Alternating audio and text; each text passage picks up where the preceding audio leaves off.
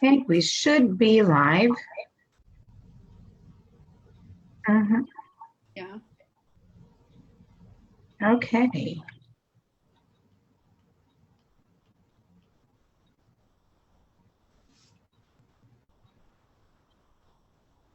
So it's great to be together for Havdalah again, from hopefully a restful Shabbat for everybody. I looked around and there are a lot of places that didn't do Shabbat services this weekend. They took Shabbat off. I never thought about taking Shabbat off from the services just because Yom Kippur was the day before. Yeah. But it's an interesting idea. But we were here and I've had a nice Shabbat. So we will continue to say goodbye to Shabbat and then get ready to welcome Sukkot in a short time as well. And let Rachel move forward with sharing the story. Okay, thank you. I like all the stories that I tell, obviously, or I wouldn't tell them. But there are a couple of stories that I really like. One was the one that I did for Passover, and I really like this story for Sukkot. When you hear it, some of you know you'll probably be able to figure out what it is that was so appealing about it. So, there was nothing that made Rabbi Mordecai happier than starting each day in precisely the same way. First, he checked the alignment of his books and nudged any few that were out of place.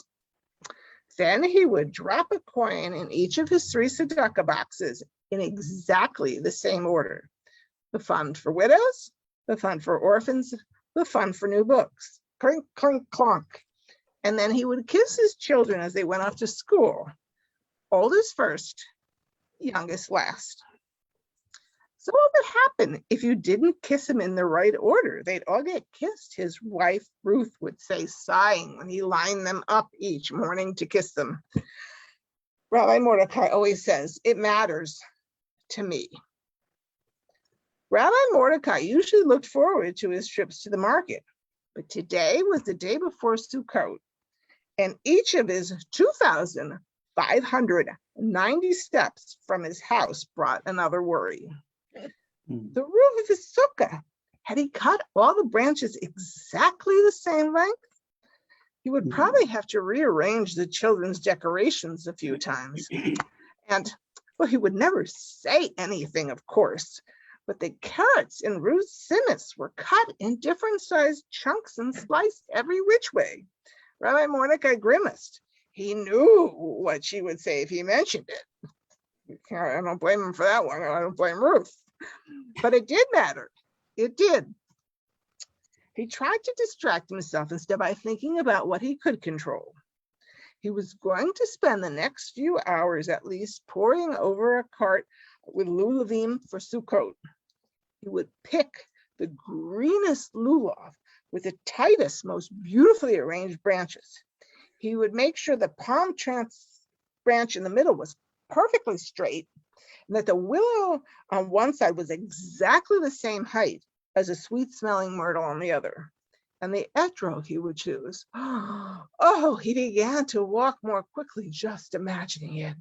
He would handle each etrog with the gentlest touch, looking for the perfect one that would be his. It would not have a single bump or mark on its yellow skin.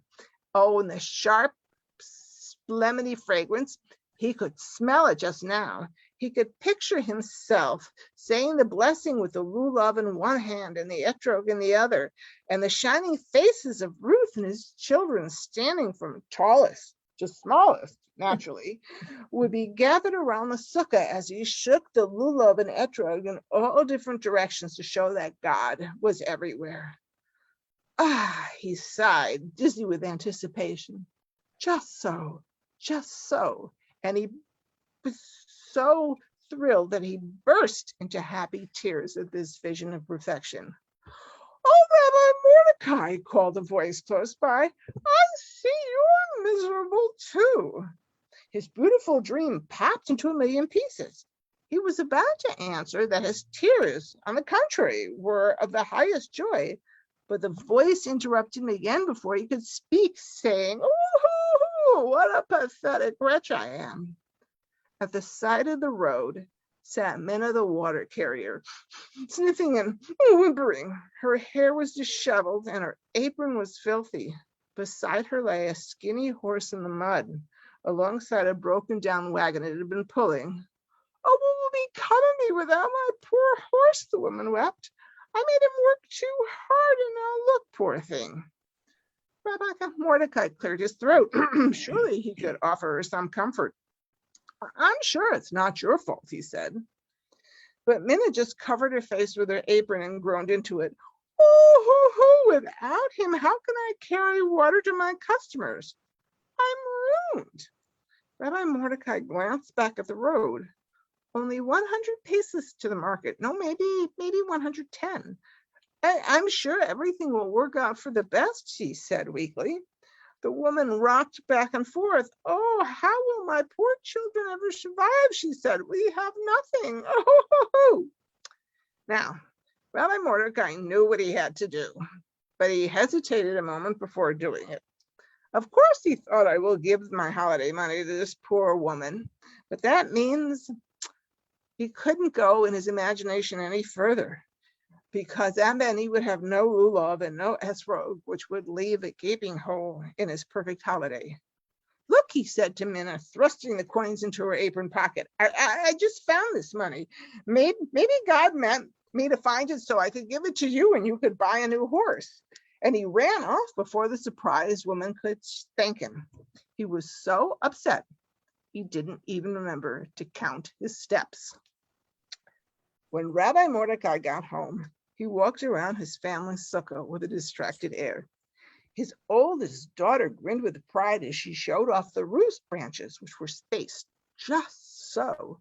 The chairs were lined up carefully. The children had even managed to use all the same colors in their decorations.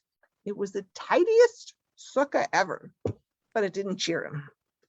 Rabbi Mordecai followed the smell of cinnamon from Ruth's simmus and wandered into the kitchen. "Well," he finally said to her, "I'm sorry to say we don't have a lulav and etrog this year." Ruth stopped chopping an onion and looked at him. "Mordecai, what happened?" He sighed greatly. "You know Minna, the water carrier? Her horse died. I gave her holiday money to buy a new horse. I know it was the right thing to do, but..." "Of course it was the right thing," his wife said, nodding and returning to her chopping board. "So what if we don't have our own etrog and lulav this year? The poor horse and poor Minna." Rabbi Mordecai was on the verge of answering that it did. It did matter. It mattered a lot. Sukkot was not Sukkot without an etrog to sniff and a lulav to wave. But then he realized how foolish his complaining would sound. So that night, despite a delicious dinner in the sukkah, despite much singing and dancing and clapping, the order of the holiday was upset, and Rabbi Mordecai was upset too. He slept so fitfully that his wife finally turned over and stared at him. "Mordecai, it bothers you, doesn't it, that we don't have a lulav and etrog to bless?" "I mean," said Ruth. He grunted his agreement. "I can see you won't feel better until we do," she sighed, getting out of bed. "Come on, let's go." "Let's go where?" said Rabbi Mordecai, pushing his face back into the pillow. "Come on." She put her shawl over one shoulder, grabbed his arm, and pulled him out of bed to his feet. He glanced around, bewildered, as they lurched through the front door and into the chilly air. Where were they going? Ruth would never steal a lulav, would she? Were they going to borrow someone's? All this just to make him feel better? Finally, they stopped at the edge of a boggy pasture. Through the early morning haze, they could barely make out Minna's shack. It looked just as shabby as the little barn next to it. A horse, it must have been the new one that Minna bought with his money, poked its nose out of the door in curiosity and ambled over to the fence. "Ruth, dear, what are we doing here?" said Rabbi Mordecai. Ruth waited until the horse nuzzled her hand and quietly said, "Blessed is God who has made wonderful things in this world." She patted the horse on the nose and turned to her husband and said, "There, now your blessing is said." "Wait a minute. That's not right," said Rabbi Mordecai, wrinkling up his nose at her mistake. "That's a blessing for seeing something special." So what, said Ruth, as she was holding out one of her misshapen carrot chunks for the horse to nibble on. A million other people may be blessing their Luluvim this week to show that God is everywhere, but we are doing the same thing. The only reason this horse is standing here is that you gave tzedakah. You gave your money to help make someone's life better. If that doesn't show that God is everywhere, I don't know what does. Rabbi Mordecai had no answer. He was too busy in counting all the times his wife had been right. That was 43 just this week, or was it 44? Oh, he thought, grabbing Ruth's hand and squeezing it happily. What does it matter? So we shake the lulav and etrog in all directions to show that God is everywhere, but there are other ways that we can do that. Nice.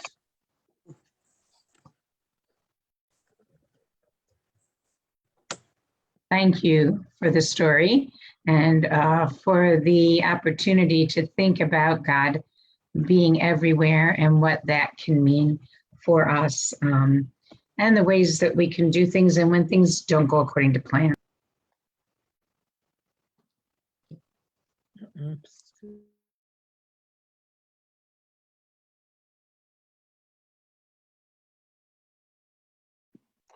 I think you're muted, Rabbi Barbara. Rabbi, you're muted. She knows that.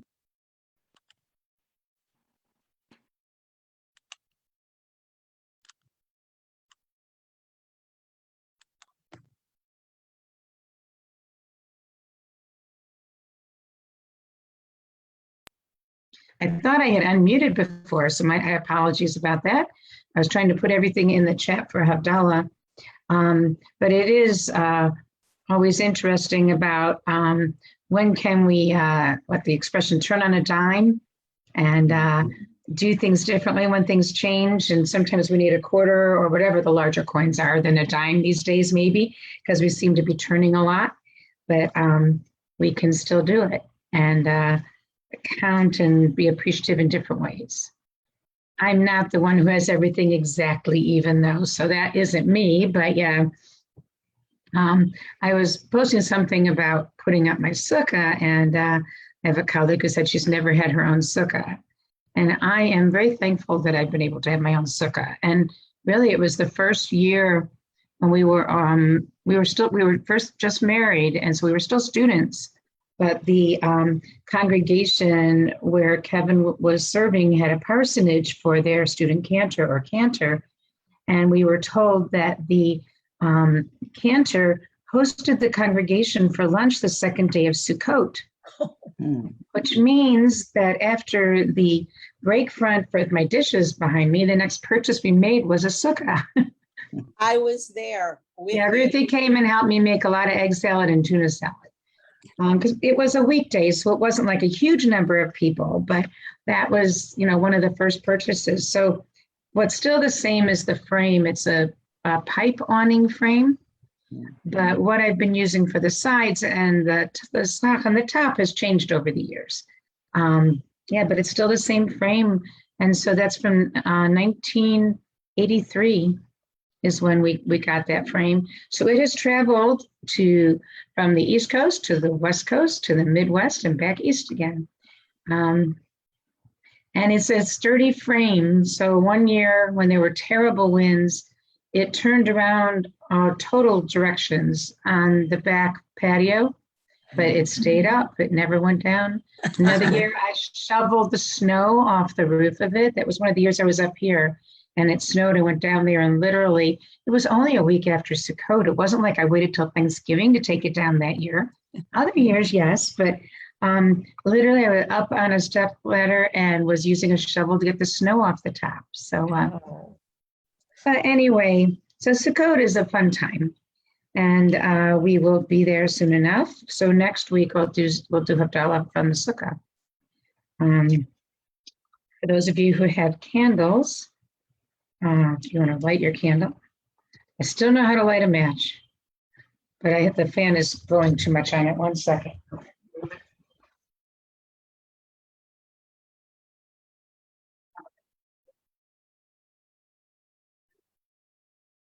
I had to find a matchbox that had enough stuff to still strike it though when my lighter stopped working. That was for Yom Kippur when it stopped working.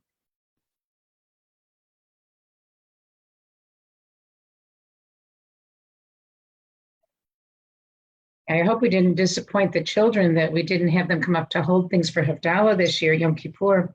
But we really decided we needed to keep people distant from each other. And so Alan and I held everything on Yom Kippur. Okay, you ready? Ya la la la la la la la, ya la la la la la la la, ya la la la la la, ya la la la la la la, ya la la la la la la, ya la la la la la la la, ya la la la la la, ya la la la la la la. Baruch atah Adonai Eloheinu melech haolam orei peri hagafen orei peri hagafen.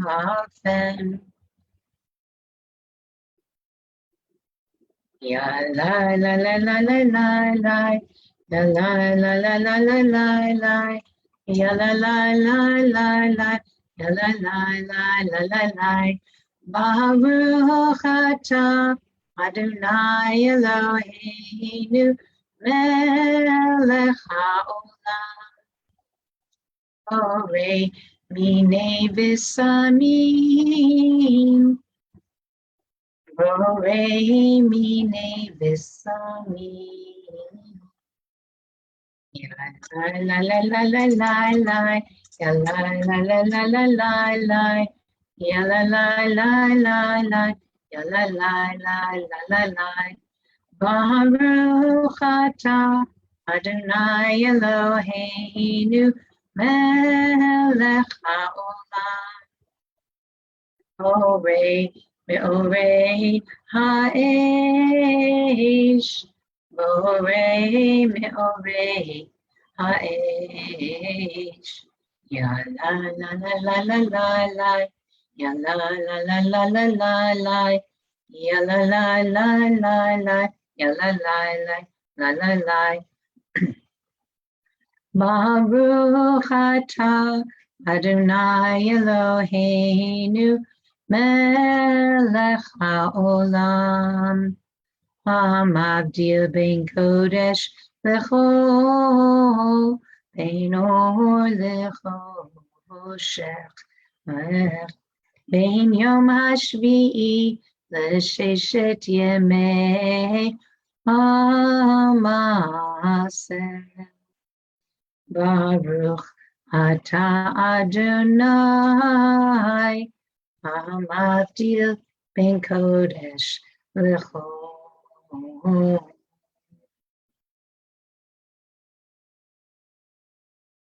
As we savor the sweetness of Shabbat for another moment, and when we're ready, we put our candles out in the wine or juice.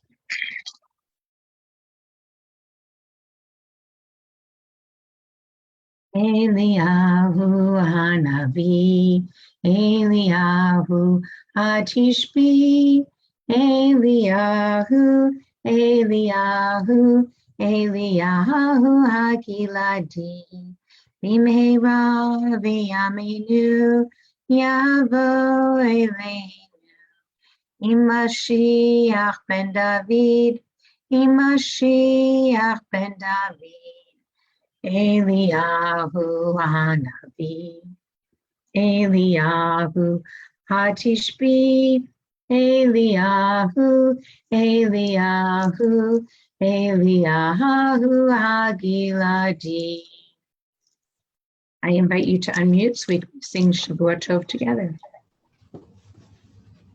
Shavua Tov, Shavua Tov, Shavua Tov, Shavua Tov, Shavua Tov, Shavua Tov, Shavua Tov, Shavua Tov, a good week, a week of peace. May gladness reign and joy increase. A good week, a week of peace. May gladness reign and joy increase. You can also hope for light to increase, the light in the world, even as it gets dark earlier. We can still look for light around us, in one another, and surrounding us to sustain us as we continue moving forward. So Shavua Tov until next week. And we will say goodbye to those